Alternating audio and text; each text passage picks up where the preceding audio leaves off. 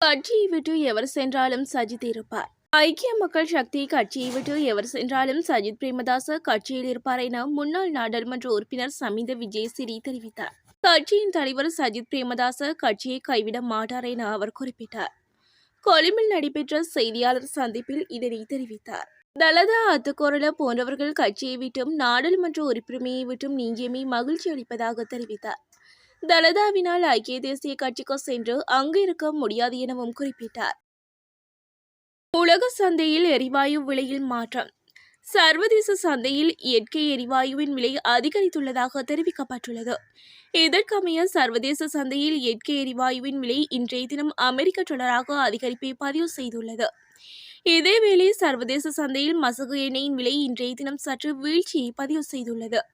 சர்வதேச சந்தையில் VTI ரக மசகு எண்ணெய் பீப்பாய் ஒன்றின் விலை 71.91 டாலராக வீழ்ச்சியை பதிவு செய்துள்ளது. தேசிய மக்கள் சக்தியுடன் விவாதிக்க தயார். கஞ்சன விஜயசேகர பகிரங்கம்.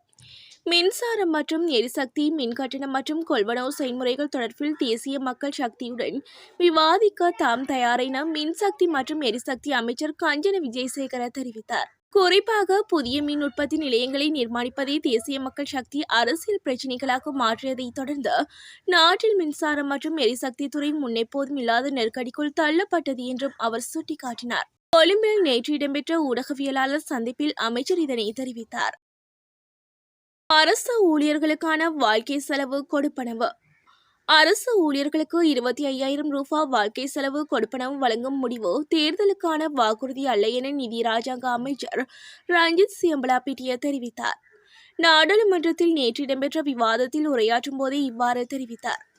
இந்த விடயம் தொடர்பில் மேலும் கருத்து தெரிவித்த அவர், இந்த ஆண்டின் வரவு செலவு திட்டத்தின் மூலம் அரசு ஊழியர்களுக்கு 25,000 ரூபாய் வாழ்க்கை செலவு கொடுப்பனவை பெற்று கொடுப்பதற்கு தீர்மானிக்கப்பட்டுள்ளது. அதற்கான அமைச்சரவை அனுமதியும் கிடைத்துள்ளது. நாம் 2024ஆம் ஆண்டின் ஆரம்பத்தில் நாட்டிலுள்ள 13,80,000 அரசாங்க ஊழியர்களுக்கும் 10,000 ரூபாய் சம்பள அதிகரிப்பை வழங்கினோம். ஓய்வூதியம் பெறுவோரின் கொடுப்பனவுகளையும் அதிகரித்தோம். அவர்களுக்கு மேலும் 3,000 ரூபாய் அதிகரிக்கப்பட்டுள்ளது. நாட்டு மக்களின் வாழ்வாதார நெருக்கடியை நாம் உணர்ந்து கொண்டுள்ளோம் என தெரிவித்தார்.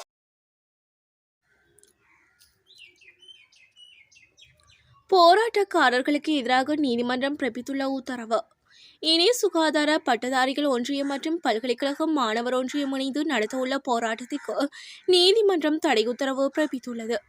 குறித்த தடை உத்தரவு இன்று மாளிகாகந்த நீதவான் நீதிமன்றத்தால் பிறப்பிக்கப்பட்டுள்ளது.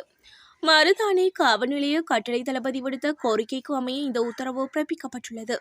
சுகாதார அமைச்சின் சுற்றுவட்டார வீதிகளில் இந்த போராட்டம் நடத்தப்பட உள்ளதாக கிடைத்த இரகசிய தகவலை அடுத்து மாளிகாகந்த நீதிமன்றம் இந்த தடை உத்தரவை பிறப்பித்துள்ளது.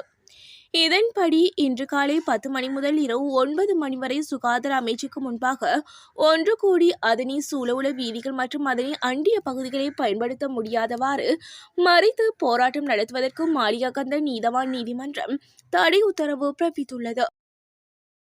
அனுமதி வழங்குவதற்கு முன்னரே விநியோகிக்கப்பட்ட மதுபான அனுமதி பத்திரங்கள். உரிமம் வழங்குவதற்கான புதிய நடைமுறைக்கு நாடாளுமன்றில் அனுமதி வழங்கப்படுவதற்கு முன்னரே சுமார் 90 மதுபான அனுமதி பத்திரங்கள் வழங்கப்பட்டுள்ளதாக வழிகள் மற்றும் வழிமுறைகள் குழுவின் தலைவர் பாட்டலி சம்பிக்க ரணவக்க தெரிவித்தார். நாடாளுமன்றத்தின் நேற்றைய அமர்வின் போது இதனை கூறினார்.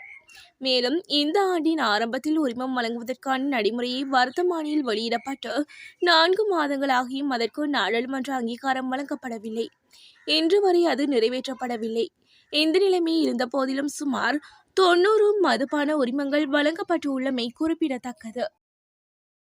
வடக்கு மற்றும் கிழக்கிற்கு இந்த அதிகாரத்தை ஒருபோதும் வழங்க மாட்டேன், பகிரங்கமாக கூறிய நாமல்.